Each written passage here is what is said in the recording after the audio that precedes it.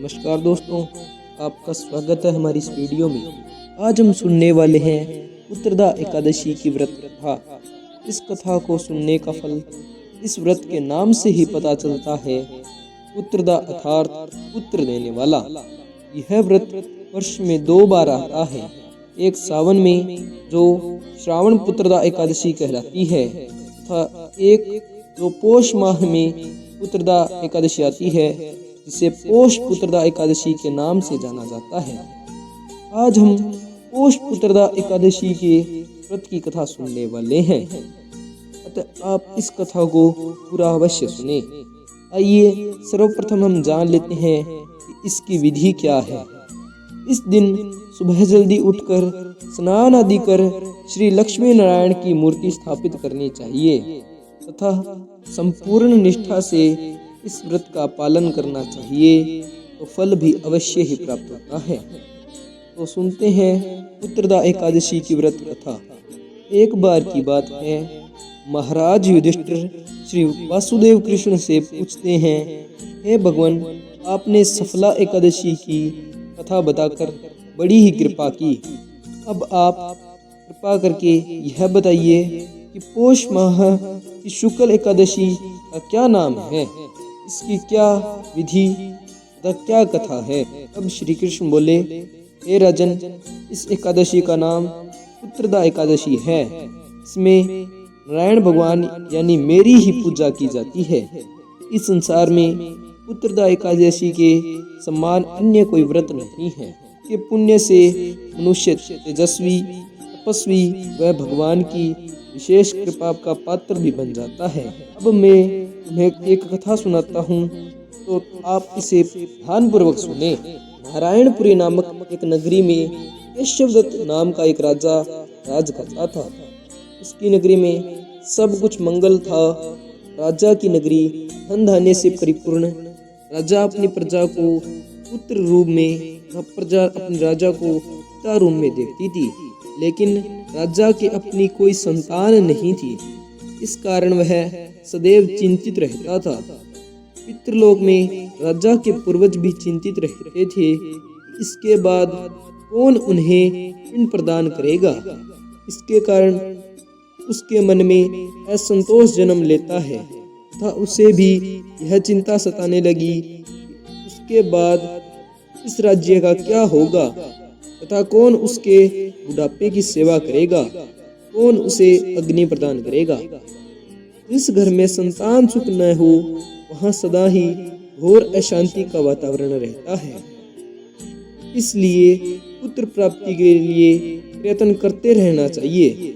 जिस मनुष्य ने पुत्र का मुख देखा होता है, वह भाग्यवान होता है। उसको इस लोक में गौरव व परलोक में शांति प्राप्त होती है, अर्थात उनके दोनों लोक सुधर जाते हैं। पूर्व जन्म के कर्मों से ही इस जन्म में धन, पद, पुत्र प्राप्त होते हैं। राजा इस प्रकार रात दिन चिंता में डूबा रहता था। एक दिन उसकी दिनचर्या बिल्कुल अशांत हो गई। वह आत्मदाह का विचार करने लगा।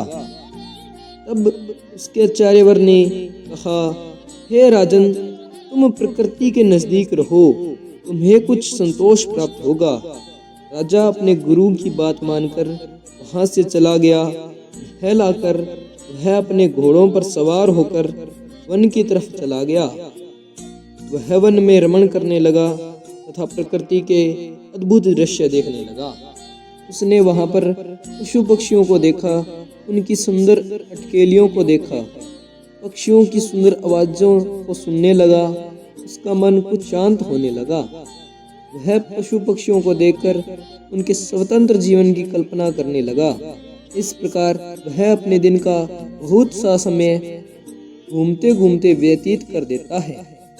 फिर वह सोचने लगा, उसने भी अपने जीवन में बहुत सारे यज्ञ करवाए, ब्राह्मण को भोजन करवाया, वह गोदान भी किया, प्रजा की सेवा एक पिता की भांति की, फिर भी मुझे दुख प्राप्त हुआ।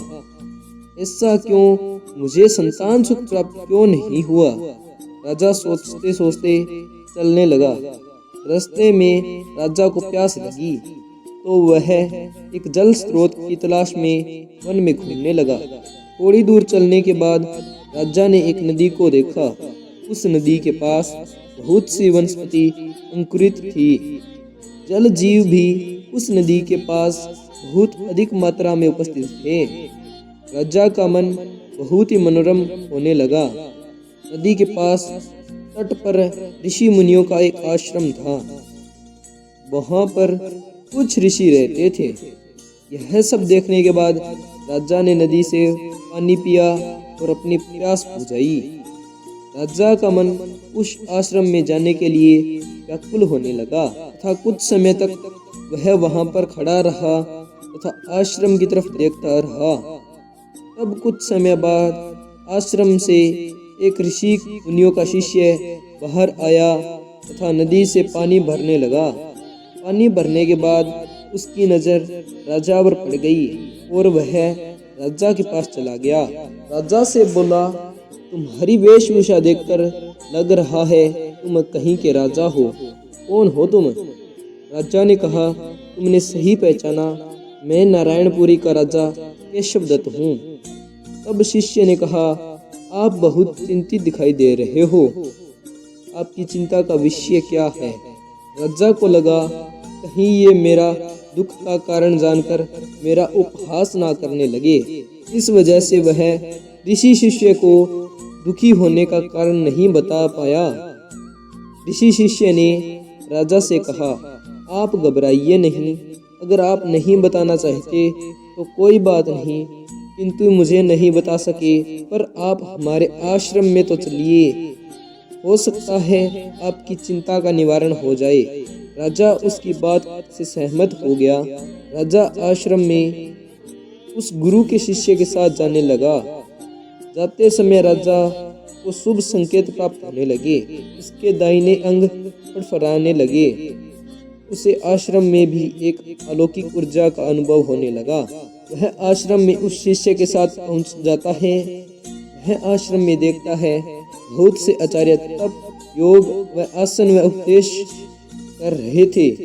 वह उन्हें देखकर उनकी तरफ चलने लगा तथा उनकी शरण में जाकर बैठ गया तथा उनकी सेवा करने लगा। वह कुछ समय वहां पर व्यतीत कर देता है, लेकिन अभी तक उसकी समस्या का कोई भी हल नहीं मिला। तब पुत्रदा एकादशी का दिन आया। कुछ ऋषि मुनि जो तप में विलीन थे, वे अपने तप से बाहर आए और राजा ने उन सभी को दंडवत प्रणाम किया तथा उनके पास बैठ गया। राजा को देखकर मुनियों ने कहा, हे राजन, हम तुमसे अत्यंत प्रसन्न हैं, तुम्हारी क्या इच्छा है सो कहो। राजा ने पूछा, महाराज आप कौन हैं और इसलिए यहाँ आए थे, कृपा करके बताइए। मुनि कहने लगे, हे राजन, आज संतान देने वाली पुत्रदा एकादशी है। हम लोग विश्वदेव हैं और इस नदी में स्नान करने के लिए यहाँ पर आए थे, लेकिन समय से पहले आ जाने पर हमने यहाँ पर अपना आश्रम लगाया और तपस्या करने लगे। यह सुनकर राजा ने कहा, महाराज मेरी कोई संतान नहीं है, यदि आप मुझ पर प्रसन्न हैं तो एक पुत्र का वरदान दीजिए। मुनि बोले, हे राजन, आज पुत्रदा एकादशी है, आज अवश्य ही इसका व्रत करो, भगवान की कृपा से अवश्य ही आपके घर में पुत्र होगा। मुनि के वचनों को सुनकर राजा उस दिन एकादशी का व्रत किया तथा द्वादशी को पारण किया। इसके पश्चात मुनियों को प्रणाम करके महल वापस आ गया। कुछ समय बीतने के बाद रानी ने गर्भ धारण किया और 9 महीने के पश्चात उसके एक पुत्र हुआ।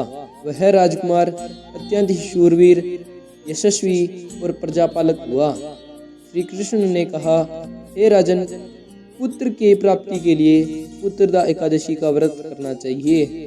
जो मनुष्य इस कथा को पढ़ता या सुनता है, उसे अंत में स्वर्ग की प्राप्ति होती है। तो बड़े ही प्रेम भाव से बोलिए, ओम श्री नारायणाय नमः। अब हम सुनते हैं गणेश जी की कथा। क्योंकि गणेश जी की कथा किसी भी व्रत कथा के साथ सुनने से पुण्य की प्राप्ति होती है, साथ ही फल शीघ्र प्राप्त करने में सहायता प्रदान करती है। एक बार की बात है, एक विनायक नाम का बालक जिसे किसी ने एक मुट्ठी चावल और 1 चम्मच दूध दिया, वह गांव में घर घर जाकर कहता है कि कोई मेरी यह खीर बना दो, लेकिन कोई भी उसे खीर नहीं बना कर देता और उसे कहते हैं तू अगले घर जा और वहाँ से बनवा ले। वह ऐसे करते करते सारे गांव में घूम लेता है, लेकिन कोई भी उसे खीर नहीं बना कर देता। वह घूमते घूमते गांव के बाहर एक कुटिया के पास पहुंचा।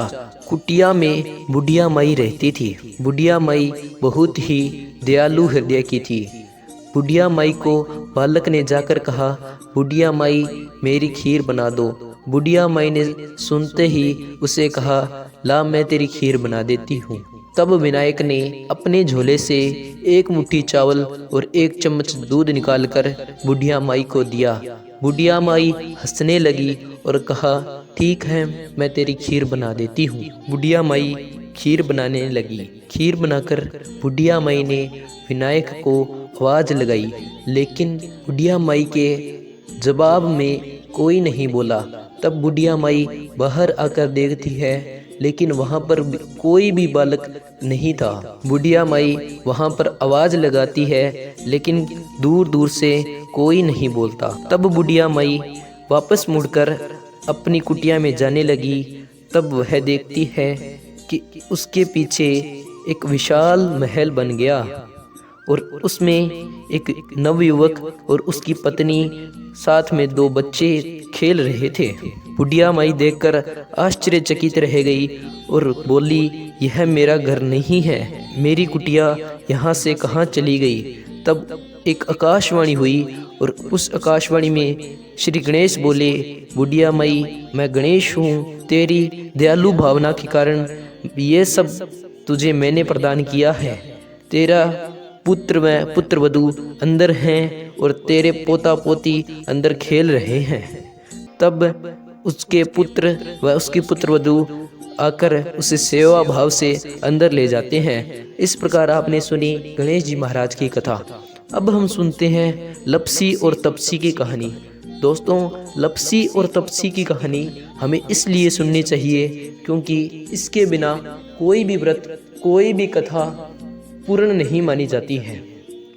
तो सुनते हैं हम लपसी और तपसी की कहानी। एक लपसी था, एक तपसी था। लपसी रोज 1.25 सेर की लापसी बनाकर भगवान को भोग लगाता और जीमता था।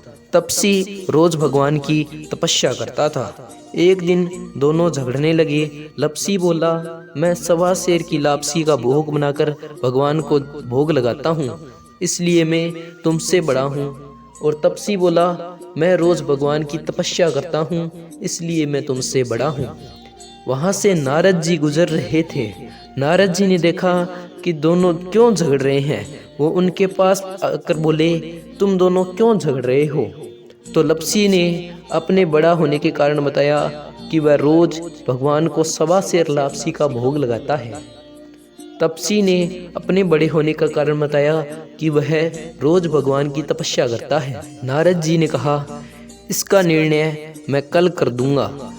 नारद जी ने अगले दिन छुपकर एक 1.25 करोड़ की अंगूठी उनके रास्ते में डाल दी। सुबह दोनों उठकर स्नान इत्यादि कर अपनी भक्ति के मार्ग पर चले गए। जब लपसी तपस्या करने के लिए अपने स्थान पर पहुंचा तो उसने देखा कि उसके सामने एक 1.25 करोड़ की अंगूठी थी। तपसी ने उसे उठाकर अपने नीचे दबा ली और तपस्या करने लगा। और लपसी जब अपनी भक्ति करने जा रहा था तब उसने वह अंगूठी देखी, लेकिन उस पर उसने कोई ध्यान नहीं दिया और भगवान को भोग लगाया और लापसी खाने लगा। तब नारद जी प्रकट हुए और उन दोनों से कहा, अब निर्णय हो गया है कि तुम दोनों में से कौन बड़ा है। तो दोनों ने जिज्ञासावश पूछा कि हम दोनों में से कौन बड़ा है। तो नारद जी ने तपसी को खड़ा होने के लिए कहा। तपसी खड़ा हो गया और उसके नीचे पड़ी 1.25 करोड़ की अंगूठी दिखाई पड़ी। नारद जी ने कहा, भगवान की तपस्या करते हुए भी तुम्हारी चोरी करने की आदत नहीं गई है। इसलिए तुम्हें तुम्हारी तपस्या का कोई फल नहीं मिलेगा। तपसी ने नारद जी से क्षमा मांगी और कहा कि उसे उसकी तपस्या का फल कैसे मिलेगा। नारद जी ने कहा, यदि कोई गाय और कुत्ते की रोटी नहीं बनाएगा तो उसका फल तुम्हें मिलेगा। यदि कोई दिए से दिया जलाएगा तो उसका फल तुम्हें मिलेगा। यदि कोई धोती देकर गमछा नहीं देगा तो उसका फल तुम्हें मिलेगा। यदि कोई ब्राह्मण को भोजन कराकर उसे दक्षिणा नहीं देगा तो उसका फल तुम्हें मिलेगा। और साथ ही कोई व्रत कथा सुने लेकिन तुम्हारी कथा यह ना सुने तो उसका फल तुम्हें मिलेगा। दोस्तों, इसलिए किसी भी व्रत कथा के बाद लपसी और तपसी की कहानी अवश्य सुने और अपने व्रत को संपूर्ण करें। दोस्तों, ऐसी ही जानकारी, ऐसी ही कथाएं सुनने के लिए हमारे चैनल आध्यात्मिक व्रत कथा को सब्सक्राइब करें और सही जानकारी प्राप्त करें। धन्यवाद।